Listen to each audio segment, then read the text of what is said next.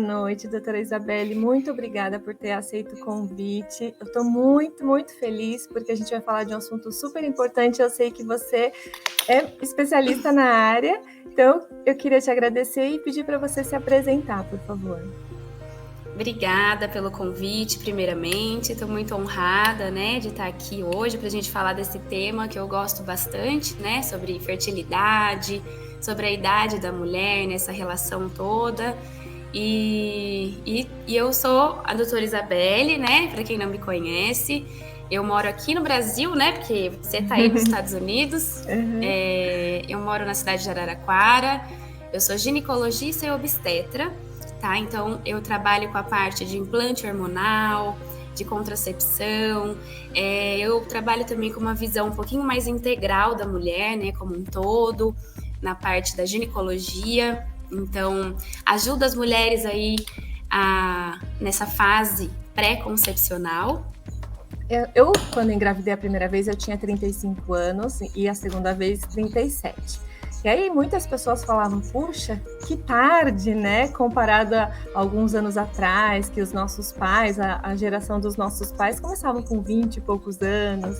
E isso é muito comum, né? Você tem observado que as mulheres cada vez mais têm optado por engravidar tardiamente. O que você tem visto no consultório? Como tem sido? Exatamente isso. Então, comparado, né, com a época dos nossos pais, dos nossos avós, aumentou muito, né, a idade que a mulher vai em busca da gestação. Isso porque, graças a Deus, né, na verdade, a mulher, ela acabou se empoderando mais, ela se inseriu no mercado de trabalho mesmo. Então, a rotina é mais corrida, ela está em busca de uma carreira profissional mais longa mesmo. Além disso, tem a busca do parceiro, né? Que as mulheres estão mais exigentes cada vez mais. E também eu acredito que a gente teve uma melhora, uma evolução dos métodos contraceptivos, né? Então isso também acabou adiando um pouquinho mais essa mulher a engravidar. Pela melhora desses métodos contraceptivos. Então, eu tenho visto que realmente, às vezes eu tenho que até na consulta alertar, falar, e você pensa ou não pensa, né? Porque hoje em dia também a gente tem que lembrar que tem mulheres que não querem filhos e tá tudo bem, né? Não é uma regra. A gente tem os dois lados, a gente tem que respeitar, mas eu, como ginecologista, sempre ali na consulta a gente acaba conversando um pouquinho com elas, falando, você pensa ou não, porque se pensa, talvez tenha que pensar nessa idade, mas cada vez mais eu vejo a idade mais avançada mesmo. Eu acho que um outro fator tem a ver com a mulher poder se posicionar, né? De optar, de dar opinião. Agora eu não vou ter filho só porque o marido quer ou só porque a sociedade pede, e vai ter na época que ela decidir. E talvez esse empurrãozinho que você falou, porque se depender da gente, de procurar carreira, de procurar parceira, a gente às vezes fica procurando o tempo ideal, o mundo ideal, e às vezes o ideal tá passando, né? Não tem essa Exatamente. Eu falo até por mim mesmo, né? Que nessa correria toda, às vezes eu fico, mas eu vou planejar. Aí você acaba planejando muito e quando vê, já foi, né? Assim, fica mais difícil. Não é que já foi, mas dificulta. Então, a gente tem que tentar se policiar um pouquinho nessa parte. E fisiologicamente, pensando em uma coisa que acontece normalmente, o que acontece com a fertilidade da mulher ao longo do tempo? Então, uma coisa que eu queria assim começar falando é que, independente da idade, não é fácil engravidar, tá? Não é uma coisa que é fácil. Então, eu vejo que a gente, durante a nossa... talvez seja uma cultura aqui do nosso país, mas a gente fala muito a respeito do planejamento familiar. Então, para evitar a gravidez na adolescência, que isso é uma coisa que realmente a gente tem que bater na tecla, né? Mas que aconteceu? Talvez essa ideia, vamos usar um método contraceptivo, veio a ideia de que a gente não engravida se usar um método. E se a gente parar esse método, automaticamente a gente vai engravidar. Uhum. né? E aí que começam as frustrações, porque a mulher, ela usou a vida inteira um método contraceptivo com a ideia, enquanto eu tô usando, tá ok, na hora que eu parar, eu vou engravidar. E às vezes isso não acontece, às vezes isso demora um pouco mais, e aí gera uma certa frustração. Uhum. E, igual você falou mesmo, fisiologicamente, eu brinco até que a natureza, ela foi um pouquinho mais rigorosa com a mulher. Porque com o homem, é lógico que tem a influência do espermatozoide, da qualidade, da quantidade. Mas talvez seja um pouquinho mais tardia o problema do homem, tá? Porque o estoque de espermatozoide no homem é renovado a cada 3 meses, mais ou menos. Agora, a mulher, o que acontece com a mulher? Eu não sei se todo mundo já sabe dessa informação, mas eu acho interessante falar que quando a gente nasce, a gente já tem os nossos óvulos, todos. Então, todos os nossos óvulos, eles foram formados quando a gente estava lá na barriga da nossa mãe, Nossa, que durante a interessante. gestação. Uhum. Então, aí, outro ponto que eu gosto de puxar nessa hora. A gente já parou para pensar que, por exemplo, a gente está gestando. O nosso filho já está formando os óvulos, a nossa filha já está formando os óvulos dela. Então, se eu não me cuidar, na minha gestação, eu vou estar influenciando a minha neta. Nossa, então, o curioso. ambiente intrauterino é fundamental para as futuras gerações, né? Por isso que eu pego no pé. Quem é minha paciente sabe. Eu pego no pé mesmo com alimentação durante a gestação, com atividade física, com os hábitos saudáveis, porque influencia diretamente na genética, né? Na formação do óvulo. E ao longo dos anos, automaticamente, isso é fisiológico, a gente vai perdendo essa grande quantidade, tá, de óvulos que a gente possui. Mais ou menos quando a gente entra na puberdade, a gente tem mais ou menos uns 500 mil óvulos. É bastante. Mas, ao longo dos meses, ao longo dos anos, a gente vai perdendo fisiologicamente uma boa quantidade também. Então, já é fisiológico essa perda da quantidade, né? Mas o que acontece também é a qualidade, né? Então, a qualidade também é perdida.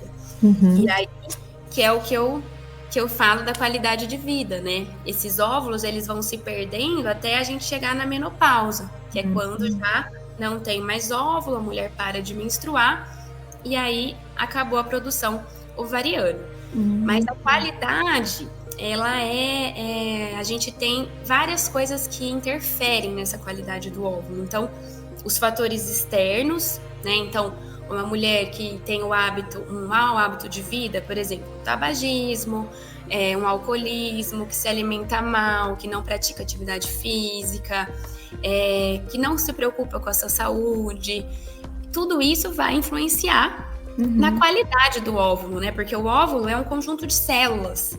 Então, o metabolismo celular, não só do óvulo, mas de todo o nosso corpo, é influenciado pelos nossos hábitos de vida. Então, automaticamente, essa pessoa que não tem hábitos saudáveis, ela vai ter uma menor qualidade do óvulo também. Né? E a genética também. Com o decorrer dos anos, essas células, elas podem ter, é mais fácil ela ter alterações genéticas. Então, por isso também, que depois a gente vai até comentar sobre os riscos, né?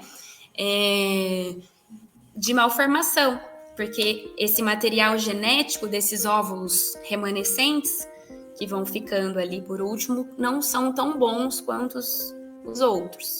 Ah, entendi. Então, fisiologicamente já vai ficando mais difícil com o avanço da idade, porque em quantidade já diminui a chance, a probabilidade e a qualidade de cada óvulo. Agora, uma curiosidade, a cada mês, porque a gente nasce com esses milhares de óvulos que você falou, mas a cada mês, essa chance de óvulos, eu imagino que... Quantos óvulos que amadurecem, em média? A gente, mais ou menos, assim, a gente vê um recrutamento, assim, folicular, de mais ou menos 20, quando tem um bom recrutamento. Mas a gente perde muito mais que isso.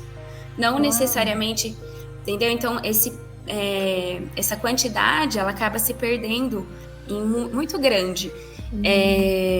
Então, a gente, igual tem um monte de gente que me pergunta, mas se eu usar um método contraceptivo que eu tô inibindo a minha ovulação, eu vou estar guardando o óvulo mais para frente? Isso é uma pergunta que eu sempre recebo. E não, a gente perde da mesma forma, né? A gente não vai segurar a nossa fertilidade usando um método contraceptivo. Olha, que interessante. Entendeu? Porque imagina então, que deixando, que evitando a gravidez significaria que você estaria guardando mesmo essa reserva e não é. E não é. Então, tem muita coisa que influencia nisso. E aí você falando que engravidar não é um processo fácil, né? Então já tem esses fatores. E para a chance de implantação do embrião ser bom para isso fisiologicamente, tem alguma diferença também com o avanço da idade? Com a idade? A gente tem assim algumas porcentagens que eu acho legal assim para vocês entenderem. Vamos supor, de 100 casais, né, sendo que essa mulher tem até 30 anos, por exemplo. A chance dela engravidar no primeiro mês de tentativa seria de até 20%, mais ou menos. Isso uma mulher de 30 anos. Em um ano, ela tem uma chance de 80%, 85% de engravidar. Aí, quando a gente compara esses 100 casais, esses mesmos 100 casais, mas a mulher com acima de 35 anos, 35, 36 anos, a chance dela engravidar no primeiro mês já cai para 10%. Então, com 30 anos era 20%, com acima de 35 já cai para 10%. E em um ano já cai para 50%. Era 85%, caiu para 50%. Então, a gente considera essa idade de 35 ali, por quê? Porque automaticamente metade ali da fertilidade acaba caindo, né? Quando você compara ainda uma mulher com 40 anos, né? Então, esses mesmos 100 casais, se a mulher tiver 40 anos, a taxa de gravidez no primeiro mês é de 4%. E em um ano, cai para 10%. Então, nossa, é muita diferença. É muita diferença. Então, aos 30 anos, é de 85% de chance em um ano conseguir engravidar. Uma mulher aos 40 anos, no período de um ano, é de quantos por cento? De 40 anos? 40 anos. 20%. De 10% a 20%. Olha, então, cai muito, né? E aí, dos 35 anos, também tem essa queda, né? Acaba que é 50% mais ou menos em um ano. E aí isso eu tô falando de quantidade, né? Aí, o que acontece com as mulheres de 40? A qualidade também já diminui, né? Do óvulo. Então, acaba que aumenta um pouquinho mais a chance de malformação, de aborto, porque a carga genética daquele óvulo já não é tão boa. Então, por isso que tem também esses outros porém. Ela pode até engravidar, mas ela tem uma chance grande também de ter um aborto, por exemplo. Entendi. Então, agora você já começou a falar de coisas que não são fisiológicas, né? É como você falou que a mulher, os hábitos de vida da mulher vão influenciar a qualidade do óvulo e a qualidade do embrião também. Então, se ela tiver, se for sedentária, tabagista, se ela não se alimentar corretamente, tem tudo isso que vai contribuir não só no fisiológico, mas também em patologias, né? Em algum, não sei se endometriose, algum problema que dificultaria também engravidar. Isso. Assim, a gente percebe que com o decorrer da idade, obviamente, assim, a gente já sabe que uma mulher, ela vai aumentando o risco no decorrer da vida de desenvolver doenças cardiovasculares, doenças metabólicas, hormonais, e isso acaba influenciando tanto o percurso da gestação, como para ela engravidar. Então, aumenta o risco de durante a gestação ela ter uma pré-eclâmpsia, dela ter um diabetes gestacional, de outras patologias ali que podem causar alguma intercorrência grave durante a gestação, como, por exemplo, se essa paciente já vem carregando um histórico de pressão alta, de diabetes, né, de problemas de disfunção da tireoide. Então, muitas vezes, obesidade, né? Então, às vezes vem aquele combo junto com a gestação ainda. Então, dificulta ainda mais. Os miomas também, que com o decorrer da idade também aumenta, né, a porcentagem de mulheres que possuem. Nem todos os miomas estão relacionados, tá? Com dificuldade para engravidar. Geralmente, os miomas que ocupam a cavidade interna ali, endometrial do útero, que são os submucosos, às vezes dificulta a implantação do embrião. E como você falou, a endometriose. A endometriose, eu tô vendo até mais em pacientes com menos idade. É verdade? Então, assim, não tem muita relação com a idade a endometriose. Isso é uma das causas de infertilidade em pacientes jovens, até, a endometriose. Entendi. Não quer dizer que toda paciente que tem endometriose é infértil, tá? De maneira nenhuma. Mas é considerada, sim, uma das causas de infertilidade. E a gente vê bastante em mulheres com idades mais precoces, tá? Uau, doutora, tudo que você tá falando, todos os fatores fisiológicos, patológicos, aí você fica pensando, puxa, já tenho a idade, eu quero ter mais um filho. É que nem você falou, às vezes para algumas pessoas que nem estão tentando, vem o bebê facinho, né, engravida. Aí tem casais que estão, tudo bem, chegou aos 35, então vamos, tá assistindo essa live, decide, vamos engravidar. E parece que não é assim rápido, né, fácil. Tem coisas que uma mulher aos 35, que tá com 37 anos, uma das perguntas que me mandaram é essa, já teve um filho com 35, 2 anos depois, 3 anos depois, vai ficando mais difícil, pelo que você tá me falando, mas tem alguma coisa que dá para fazer? Você já falou de alguns hábitos, de mudar, mas o que pode ajudar para não ser tão difícil engravidar? Olha, eu tenho várias coisas que eu acho legal a gente comentar sobre esse assunto. A primeira que é método contraceptivo. Eu sempre oriento os meus pacientes assim. Tem mulheres que usam vários anos a pílula e acha, por não ter essa informação mesmo, que se ela dá a pausa, ela menstrua, certo? De uma pílula, por exemplo. Ela acha que essa menstruação é a menstruação dela. Então ela fala, bom, eu parei, menstruei, tá tudo bem comigo. E aí, às vezes fala, quando eu parar, tá tudo bem mesmo, então eu vou engravidar fácil, ok. Só que aí quando ela chega no médico e fala, olha, eu quero engravidar, vou parar minha pílula agora. E aí ela vê que ela não menstrua. Ou que ela tem os ciclos bem irregulares, que ela não ovula todo mês. E às vezes essa paciente já tá ali, ó, na trave, com 35, 36. Então aí a gente tem que consertar a casa, né? E isso fica um pouquinho mais difícil. Então eu sempre oriento, assim, não deixa assim para a última hora.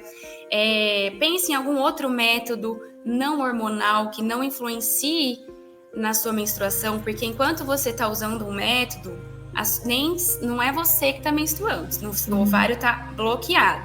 Então é a pílula que faz você, né? A gente fala que a menstruação é uma descamação do endométrio, que é a camada interna do útero, por privação hormonal. Então, muitas vezes você para a pílula e fala, gente, não menstruei.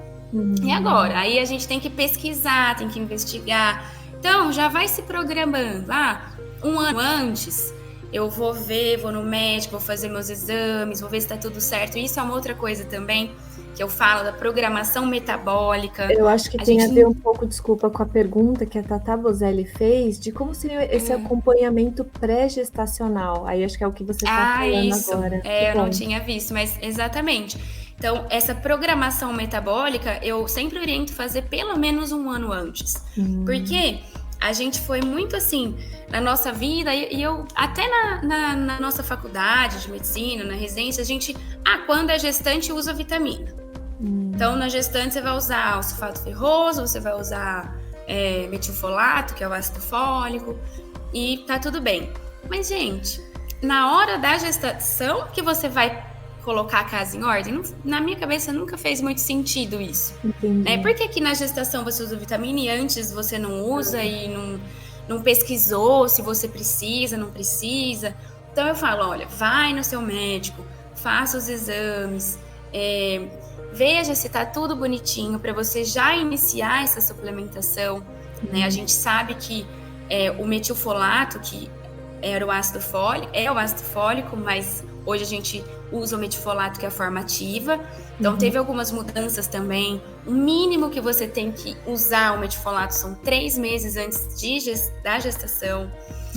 E a sua reserva de ferro deve ser bem avaliada, a vitamina D, a vitamina do complexo B. Então, tem muita coisa ali para você ajustar, para depois de 1 ano, a paciente falar, agora eu tô preparada, né? E isso vai diminuir, sim, a chance de aborto, né? Vai diminuir a chance de malformação, de tudo isso. E esse acompanhamento, você dosa hormônios também para ver se tá tudo, se tem algum problema de tireoide, de diabetes? Isso, a gente já faz uma pesquisa no geral, né? Eu sempre oriento também a pesquisa hormonal, eu gosto de fazer 2 meses depois que ela parou o método contraceptivo, porque acaba influenciando, a gente não tem uma amostra adequada se ela dosar esses hormônios em vigência, hormônios sexuais principalmente, em vigência do método contraceptivo, a gente não tem parâmetro, porque está tudo bloqueado pelo método. Então, tem sempre esse acompanhamento pré-concepcional que, na minha opinião, eu acho mais importante do que as vitaminas que tomam durante a gestação. Perfeito. Né? Porque você já tem que estar com a casinha ali arrumada para você receber o seu embrião, para você ter uma implantação adequada dele, para você ter uma placentação adequada. E tudo isso em ordem, você vai ter uma melhora, por exemplo, da placenta, da placentação, que diminui o risco de pré-eclâmpsia. Então, tá tudo relacionado. Entendi. E isso tem tudo a ver com a chance de engravidar, né? Eu te pergunto mais em função de, não tem como a gente descobrir se ela se vai ter dificuldade ou não de engravidar, né? Nesses exames. Não. Assim, depende, né? Tem alguns exames que a gente consegue avaliar a reserva ovariana, que também não é indicado para todas as pacientes. Então, a gente faz uns exames gerais, né? Uns exames de minerais, vitaminas, hormonais, que é o básico. Então, a paciente não tem nenhuma condição patológica prévia, diferente de pacientes que já fizeram uma quimioterapia, por exemplo, uma radioterapia, uma paciente que já fez alguma cirurgia nos ovários, ou que tem um endometrioma, que é uma endometriose no ovário, ou algumas patologias que vão diminuir essa reserva ovariana, né? A reserva de folículos, de óvulos. Então, aí a gente tem que pesquisar de outra forma. Entendi. Mulher que toma antidepressivo tem algum prejuízo no processo de engravidar, né? Depende do antidepressivo, né? Tem alguns antidepressivos que são contraindicados, então a gente já vai fazendo essa troca antes, né? Alguns que são considerados teratogênicos, né? Mas a maioria deles, que são os mais comuns usados, acabam que não tem problema. Mas a gente tem que avaliar esse uso do antidepressivo, se realmente está sendo necessário naquele momento. Será que não estava faltando algum suplemento, né, antes? Porque eu vejo muita gente que está assim, indisposta, não quer fazer nada e confunde um pouco com esse sintoma de depressão, né? Aí, de repente, você começa a ter uma visão ali melhor e faz uma suplementação adequada de acordo com o que ela tá precisando, você vê que ela vira outra pessoa, né? Então, tem que fazer uma avaliação mais global ali, mais integral mesmo da mulher para avaliar esse antidepressivo. Ela tem que estar se sentindo bem, você tem que estar com a casa prontinha. A casa significa mentalmente, espiritualmente, fisicamente, né? Ter toda essa atenção para ela. Exatamente. Eu acho que a mulher, ela tem que ter um médico de confiança, um médico que ela confie, para ela se abrir, para ela conversar, para ela tirar todas as dúvidas, porque esse é o momento que quando você para, você fica aflita, você fala, gente, será que tá certo? Será que eu vou demorar muito para engravidar? E se eu demorar?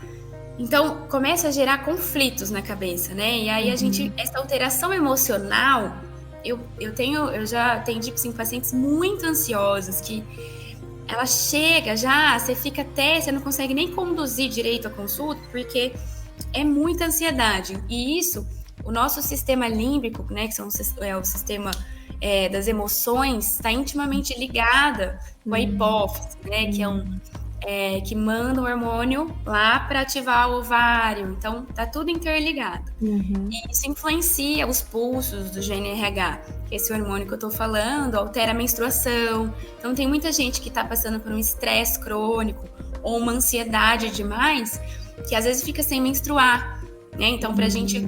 Ou tem menstruações a cada 15 dias. Então, tanto a ausência de menstruação quanto essa irregularidade menstrual, né? Tá muito influenciada também com essa parte das emoções. Nossa, então, a gente tem que... Conheço amigas que estão assim, que estão sem menstruar, e é para você ver como influencia, né? Você tá ansiosa. E eu acho que influencia até para engravidar, né, doutora? Quanto mais ansiosa com você certeza. fica... Parece que não vai, né? Na hora que você relaxa, engravida. É incrível, né? A gente tem histórias da família também de pessoas que estavam tentando engravidar há muito tempo, aí entraram na fila da adoção, quando receberam a notícia de que tinha uma criança, para essa pessoa, ela engravidou. É bem assim mesmo. Naturalmente, né? E eu fiquei curiosa se, por tomar muito tempo o contraceptivo, quando a pessoa para de tomar, eu sei que tem que ter todo esse reajuste, preparar a casinha, mas o corpo fica com uma lembrança do tipo, ela me programou para não ovular, para não engravidar. Demora mais? Você tem um prejuízo, né? Olha, na literatura a gente sabe que isso não tem, tá? Que a mulher pode parar nesse mês de tomar de usar um método contraceptivo e no mês seguinte engravidar. Isso é muito relativo. O único método que na prática a gente vê que tem sim influência é aquela injeção trimestral, por ser um método de depósito. Então, depois que a mulher para de aplicar as injeções, ela demora, às vezes, até 1 ano para voltar a menstruar, depois que para. Então, se ela não menstrua, ela não ovula, né? Então, ela não engravida. Então, às vezes, tem um prejuízo ali com a injeção trimestral, mas dos outros métodos, não. Eles não têm essa relação. Tem liberação, como o DIU, o Mirena, que fica inibindo a menstruação, também tem essa relação, não? Que nem esses... Não, nenhum método tem. Você pode parar, tirar um mês, no mês seguinte já engravidar. Ah, entendi. E aí muita gente fala, eu tomo há muito tempo, né? Eu não vou conseguir. Geralmente não tem essa relação. É mais com a injeção mesmo, que é um método de depósito e pode prejudicar a ovulação em até 1 ano depois. Ah, que ótimo. E aí a mulher engravidou. A mulher com 35, 37 conseguiu engravidar. Como que é essa gestação da mulher vamos dizer, que tá se cuidando, que nem você falou, você pega no pé, né? Você fala para ter hábitos saudáveis de vida. Como que é a gestação de uma mulher com mais idade? Que cuidados que a gente tem que ter? Olha, a gente tem que ficar assim mais de olho, como um médico obstetra, ficar mais de olho na pressão arterial, né, nesse ganho de peso mesmo, porque tem muitas pacientes que falam, bom, minha barriga vai crescer, vou comer. Mas não é bem assim, né? A gente tem que ver qual foi o IMC que essa gestante engravidou. Ela já estava acima do peso, né? Ou não? Então, o tanto que ela engorda na gestação vai de acordo com o peso que ela engravidou, tá? Essa ideia de a gestante tem que engordar, não é bem assim. Então, tem que ficar de olho nesse ganho de peso, porque o excesso acaba predispondo também a pré-eclâmpsia, a diabetes gestacional. Então, a gente tem que ter um olhar mais crítico ali do pré-natal.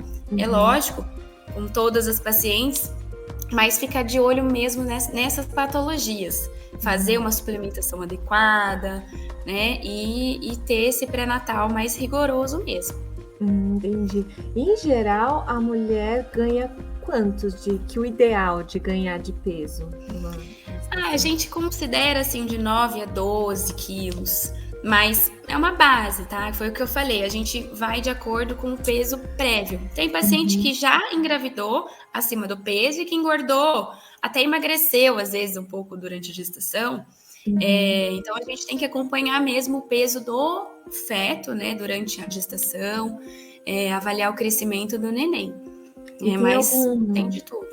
tem algum estudo que fale sobre gestação após os 35 e tempo gestacional, se geralmente tem tendência a nascer antes da hora? Tem algum estudo? Não, não tem Na nenhuma verdade, relação. assim, os estudos eles mostram que a idade materna avançada está intimamente relacionado com um maior risco. Então, assim, eu quero deixar claro que também é muito relativo. Não quer Uhum, dizer que essa paciente que engravidou com 40 anos uhum, vai ter um aborto ou vai ter uma pré-eclâmpsia, não. Tá? Tem uhum, gente que com 33 tem tudo isso e com 40 não tem, mas a gente aqui está falando de risco aumentado. uhum, Então, realmente, quem em idade materna mais avançada acaba aumentando o risco materno, né, que é de uma hemorragia pós-parto, né, de um descolamento de placenta, uhum, pode aumentar o risco gestacional, que é dessa diabetes gestacional, a pré-eclâmpsia, e um risco também para o neném, né? Então, o entendi. neném, por exemplo, uma mãe que teve um diabetes gestacional, ele pode aumentar a chance também de ter diabetes no futuro, ele pode Hum, nascer acima do peso, hum, ter hipoglicemia quando nasce, por conta do diabetes descompensado da mãe, pode nascer entendi, abaixo do peso, por conta da entendi. pressão, pode também predispor a um trabalho de parto prematuro, e aí ele nasce prematuro, trazendo Uhum, riscos também. Então, uhum. assim, são várias alterações que podem causar. Tem até uma pergunta tem a ver com a insulina. Eu já ouvi dizerem que a resistência insulínica atrapalha engravidar. Se sim, por quê? Sim, a resistência insulínica, na verdade, ela é a base da síndrome do ovário policístico. Então, esse é um outro tema até que eu gosto Daria muito uma de. outra live. Daria uma outra live, porque muita gente acha que o tratamento para o ovário policístico é o anticoncepcional. E não, porque o anticoncepcional, dos sintomas do ovário policístico é irregularidade menstrual. Então, tem pacientes que não menstruam, ficam 3, 4 meses sem menstruar. Aí vai usar a pílula, foi o que eu falei. Vai menstruar todo mês por conta da pílula e acha que está tratado. Mas Hum, não, a base do ovário policístico é a resistência insulínica. hum, Então, é como se o pâncreas que produz a insulina está fazendo muito esforço para colocar a glicose dentro da célula, e isso torna a insulina resistente. Esse aumento da resistência insulínica altera a pulsação dos hormônios na nossa hipófise e aí acaba causando um ambiente mais androgênico nos nossos ovários. Então, hum, a gente tem mais hormônios masculinos, por isso que acaba causando essa irregularidade menstrual, às vezes tem um hum, pouquinho de pelos em excesso também, a obesidade. Um dos marcadores de resistência à insulina chama acantose nigricans, que é quando fica mais escurecida essa região do pescoço, axila, virilha. Então, às vezes, só de eu olhar para o paciente, eu já, opa, tem alguma coisa errada na insulina aí. Então, olha. e o que faz a gente diminuir a insulina? Atividade física, uma Hum, nutricionista em segmento conjunto, né? Então a gente vê que a maioria dessas pacientes tem um sobrepeso, uma obesidade. Então entendi. não adianta anticoncepcional, porque se você parar de tomar, vai voltar tudo como era antes. Então a Ah, a gente tem que gente pensar na na causa. causa, O que perfeito. causa isso? E não mascarar o problema. Entendeu? Olha que Então, curioso. e aí, exatamente. Aí, como você não ovula certinho, acaba dificultando dessa forma engravidar, né?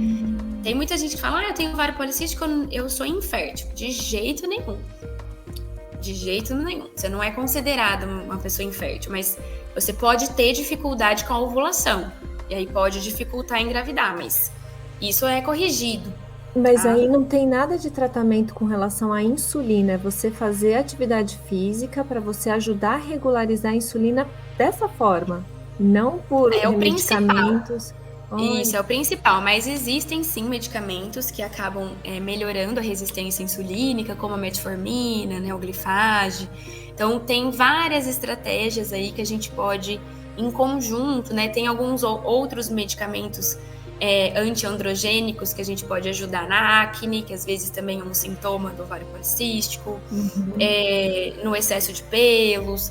Então, são estratégias que a gente vai usando em cada sintoma para ajudar aquela mulher a ovular todo mês e conseguir uma gestação. Porque se ela usar uma pílula, a primeira coisa é que ela já não vai engravidar. Né? Então, essa mulher que quer engravidar, ela às vezes ela fica até pensando, gente, o que eu vou fazer? Se o meu tratamento é a pílula, se eu parar, o que vai ser? De jeito nenhum. Tem tratamento muito melhor para isso. E aí eu fiquei curiosa, se a pessoa tem ovário policístico, e aí ela não está usando a pílula e está fazendo o tratamento através de atividade física, esse problema ovário policístico quer dizer que ela vai ter vários óvulos sendo liberados? Não. Esses óvulos, eles atrofiam, então eles não ovulam, entendeu? Aparece vários cistozinhos no ovário, mas eles não se desenvolvem. Não são maduros, não são bons para... Ocorre uma atresia folicular, né? Então eles não se desenvolvem e por isso que ela não ovula.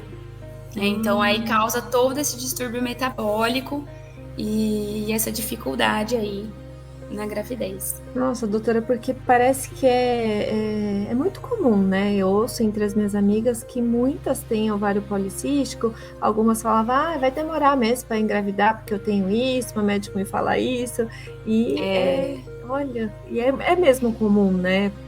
É comum, mas assim, a gente precisa ver certinho como foi esse diagnóstico, tá? Porque eu vejo muitas adolescentes, mas assim, adolescentes mesmo, com 14 anos, que menstruaram com 12, e aí com 14 já foram diagnosticadas com ovário policístico, e aí já entraram com uma pílula, e desde então, hoje ela tem 30 anos e tá tomando a mesma porque ela tem um ovário policístico. Isso é muito comum. Então, assim, não é bem assim, porque a gente já tem outros guidelines aí, a medicina ela se atualiza muito a todo momento. Então hoje a gente sabe que não dá para fazer diagnóstico de ovário policístico depois até 8 anos da menarca, que é a primeira menstruação. Então, que é comum esses cistos, essas irregularidade menstrual nesse período. Então, assim, a gente precisa ser muito bem avaliado, porque às vezes aquela paciente não precisa e usou a vida inteira algum método por conta disso e, na verdade, ela não tem. Que, aliás, é um relato super comum, a pessoa permanecer com o mesmo anticoncepcional por muitos anos. Nossa. Exatamente. Então, tem várias coisas aí que dá pra gente melhorar. E tem tudo a ver a idade que você entra na menarca com o tempo que você consegue ser fértil. Se você entrou na menarca mais cedo, você vai entrar na menopausa mais cedo ou não? Assim, é relativo. Geralmente sim, né? Por conta dessa quantidade de óvulos que vão se perdendo a cada mês. Então, se você pensar, se você entrou mais cedo, teoricamente você vai acabar mais cedo. Se você entrou mais tarde, vai acabar um pouquinho mais tarde. Mas isso também tem uma influência genética, né? Então, a gente chama também de menopausa precoce. Tem muitas mulheres que eu vejo que com 35 anos já tá na menopausa, por exemplo. E aí, quando você viu, a mãe dela também entrou precocemente. Tem um pouquinho de relação nessa parte genética aí. E vamos supor, então, que a mulher chegou aos 37, não achou um parceiro, aí vai encontrar aos 38, resolveu começar a engravidar bem próximo dos 40 anos. Quanto tempo depois, eu não sei se tem um dado assim, que ela tem que começar a levantar um alerta de, acho que está demorando. Então, por exemplo, com 30 anos, esperar um ano, tudo bem.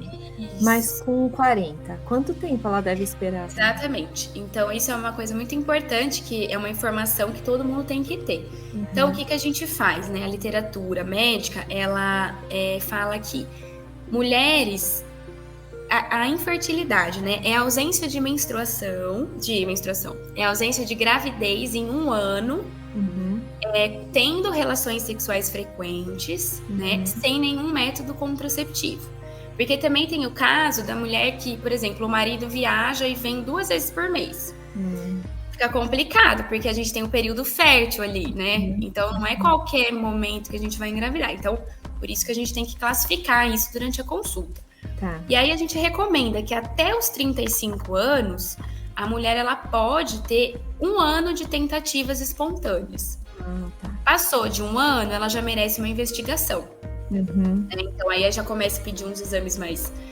um pouquinho mais invasivos, né? Um espermograma também pro parceiro, porque também tem um fator masculino na infertilidade, né? A gente não pode esquecer disso. E aí, a partir dos 35 anos, 6 meses.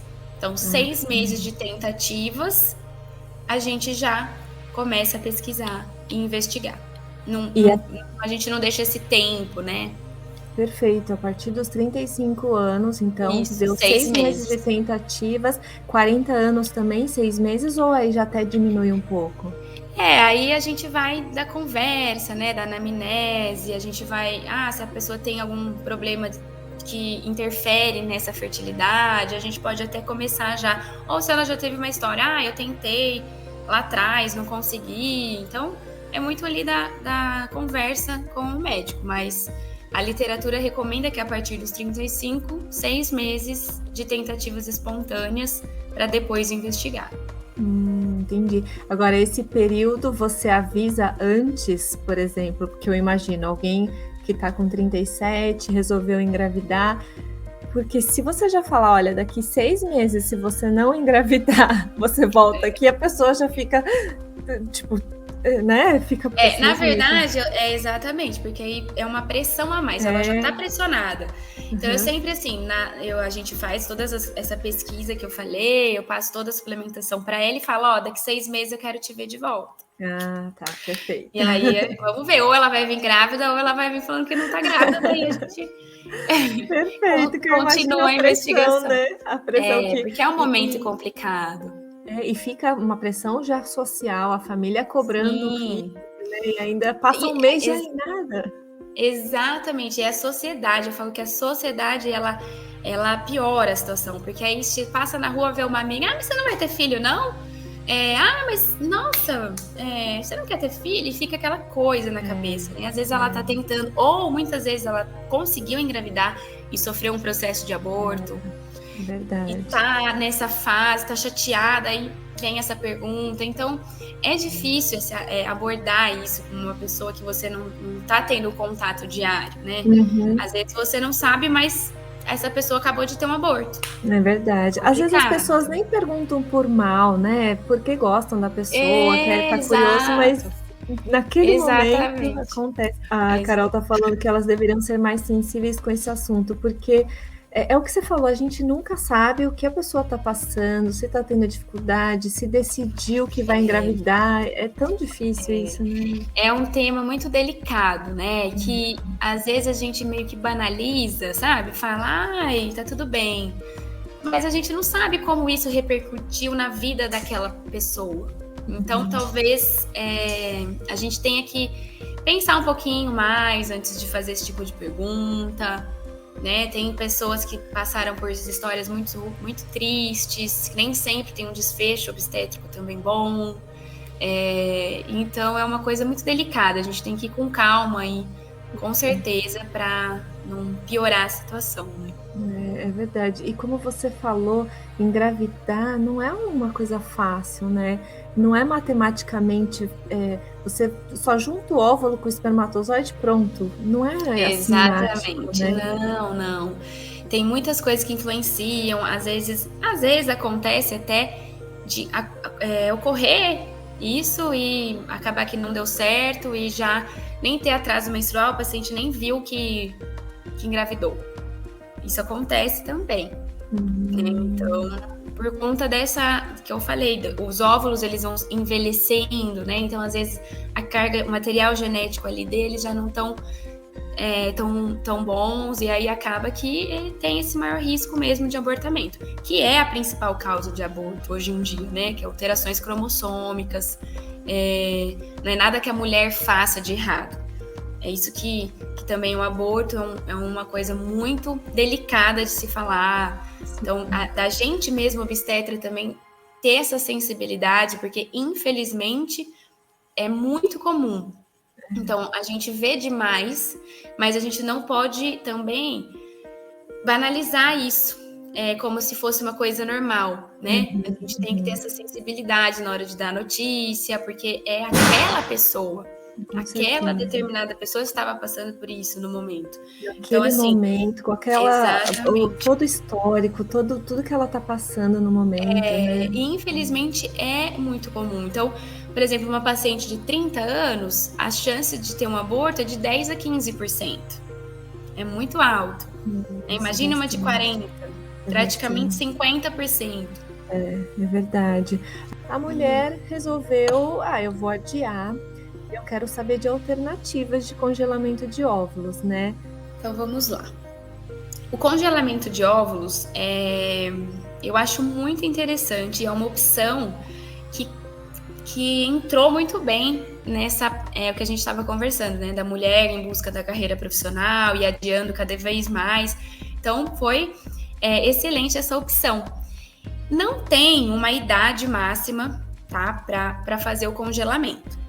Mas pensando na lógica que a gente conversou até agora, da qualidade dos óvulos, da quantidade, dessa resposta do estímulo ali, da mulher ter essa quantidade boa de óvulos para captar, o ideal é que seja feito de 30 a 35 anos também. Então, essa mulher, por exemplo, não que não possa ser feito depois, tá? Pode ser feito, não tem uma idade máxima. Mas o ideal é que seja até ali. Então, se tem uma mulher que está ali chegando aos 34, 35, sabe que vai demorar para engravidar, ou não tem um parceiro ainda, é muito interessante que ela já vá pensando nisso, que é uma opção boa, porque esse óvulo ele vai congelar e ele vai parar na idade que congelou. Então, se, por exemplo, ela congelar com 34 e ela for fazer a transferência com 40, esse óvulo vai ter 34. Excelente. Nossa. Então, a qualidade dele vai estar melhor, né? Então, a gente sempre orienta, assim, se for para escolher, que seja até os 35 anos fazer o congelamento. Mas aí é complicado, vamos supor que a mulher vai decidir com 32 anos, tá bom, eu vou ter filho mais para frente. Aí vamos supor que encontrou alguém com 35 anos, resolveu engravidar. Esse óvulo que fica lá guardado... Aliás, primeiro eu queria que você falasse, é dolorido para retirar o óvulo? Não, é feito sob sedação, né? Então, primeiro assim, na verdade, quem faz esse procedimento é um ginecologista especialista em reprodução humana, tá? Então, eu vou dar uma pinceladinha aqui para vocês que não é a minha prática. Mas, assim... o congelamento, a gente usa uma medicação subcutânea no início do ciclo menstrual por um determinado período e você vai estimular essa formação desses óvulos em maior quantidade, tá? E aí vai chegar no momento que o médico vai internar essa paciente, no momento certo, por sedação, então ela vai estar sedada, ela não vai ter dor, é introduzido uma agulha que coloca... que vai puncionar esses ovários para captar os óvulos. E aí é guiado por ultrassom, é feito transvaginal mesmo, não tem corte, não tem nada. Tudo transvaginal. Isso, e aí capta esse óvulo, aí esses óvulos que são captados, eles são analisados por um embriologista, e aí os óvulos que são viáveis, são maduros, geralmente é um processo que demora, assim, 20 minutos. Tá? E ela tem alta no mesmo dia também, não fica internada. E aí ela congela esses óvulos em nitrogênio líquido, que é o meio lá que fica os óvulos. Mas tem um custo, e ela pode né, guardar. Pra tudo. Eu não sei falar assim exatamente qual é esse custo, mas não é tão barato, né? E também não tem tempo, assim, quanto tempo eu posso deixar os óvulos lá? Validade, não tem. Não tem, você pode guardar eles lá por tempo indeterminado. Mas o que eu estava fazendo a pergunta anteriormente, né? Você resolveu congelar, Aí dali a pouco você teve seu filho, naturalmente, achou um parceiro. Esses óvulos que ficam lá, você está pagando pelo congelamento, né? Você pode chegar até a doar, ajudar alguma outra mulher, né? Mais pra frente, se você decidir que você... 7 anos você pode doar esses óvulos. Então, ou você pode doar para uma universidade, alguma coisa assim, ou para um casal infértil mesmo. E acima de 37 anos você pode descartar. Olha, que aí ele já vai ser mais envelhecido, né? Pode ter... tem também, né, uma outra parte que eu acho bem legal. Depois, por exemplo, essa paciente resolveu, vou colocar o óvulo. Então, vai lá, descongela, vai fecunda com um espermatozoide, forma um embriãozinho e transfere para o útero. Dependendo ali da situação, pode ser feito, não sei se todo mundo sabe, uma biópsia desse embrião. Né? Então, aí faz a biópsia desse embrião. Para ver se ele é bom. Se ele é bom, se ele é viável, para aí você fazer a transferência. Né? Agora, uma pergunta prática.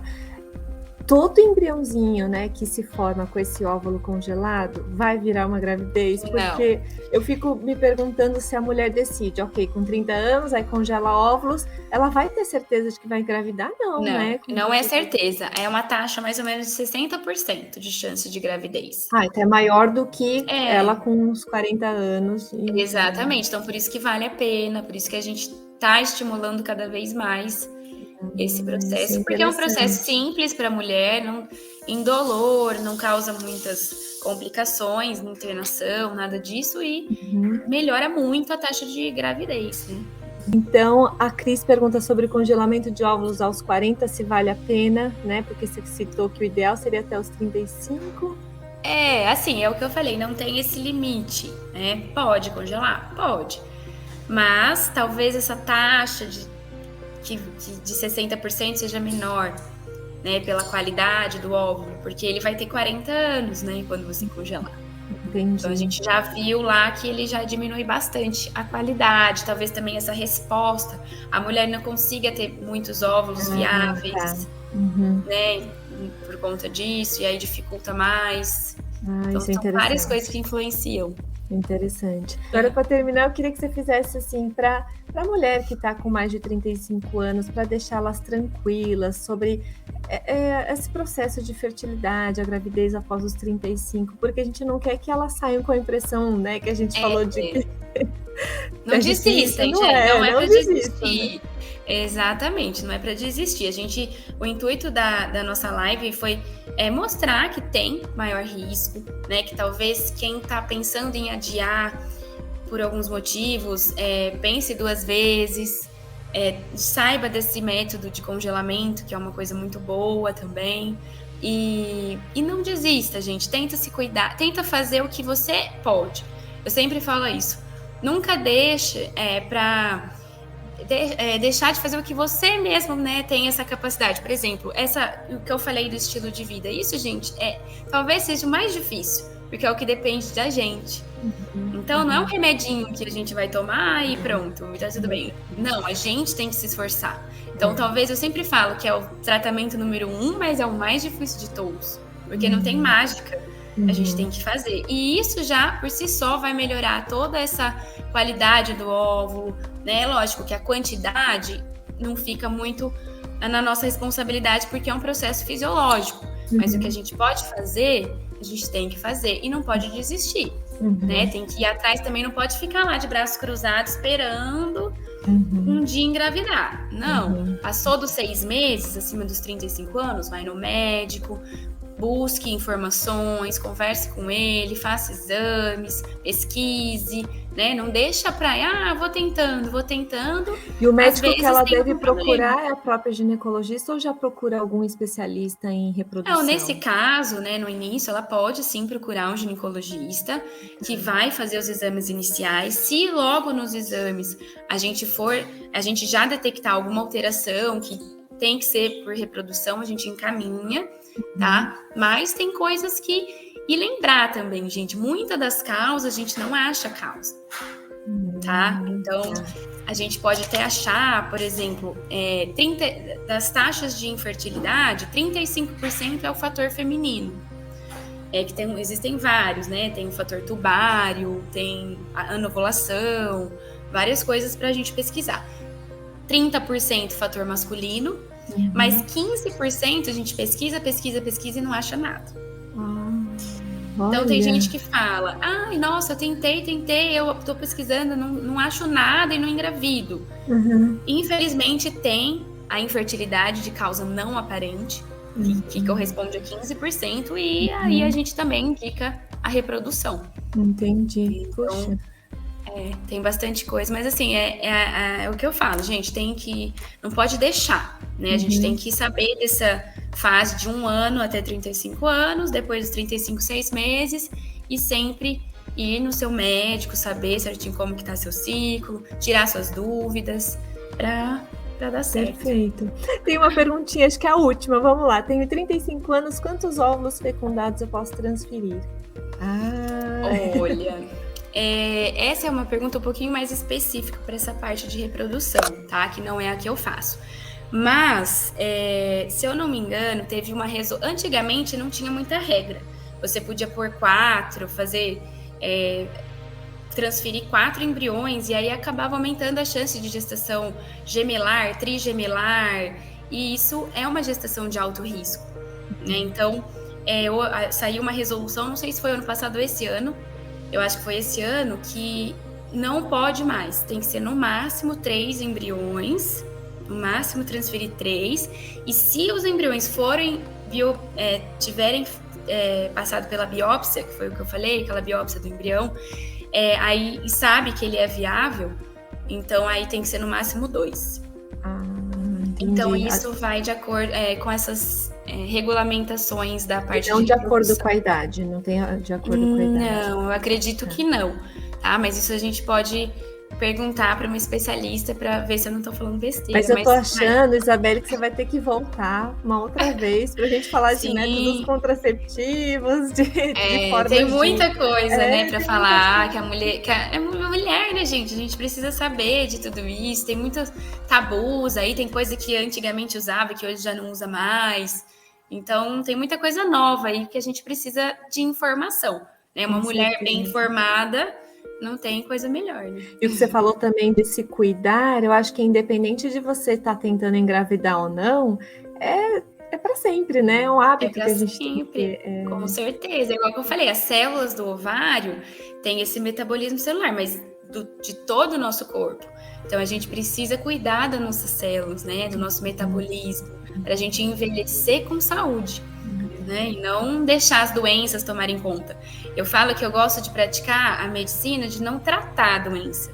Eu gosto de prevenir as doenças, né? Para que eu vou? Eu não quero ficar tratando doença. É óbvio que a gente tem que tratar algumas doenças, mas a minha missão, que eu vejo, é prevenir essas doenças e não deixar elas aparecerem, né? É isso que a gente tem que pensar hoje no dia atual. E mesmo porque a gente tem que estar bem pro bebezinho que vai vir, se você estava ouvindo a live, você está tentando engravidar, vai vir. A gente tem que estar bem para conseguir cuidar desse neném, né? Com certeza, isso é o fundamental, né? E para conseguir gestar esse neném bem. Que aí lembra também lá do começo, que a gente tem influência nos óvulos dos nossos filhos, dos nossos netos.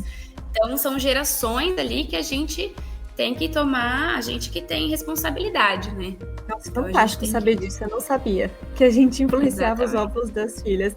Doutora Isabelle, todo o ambiente.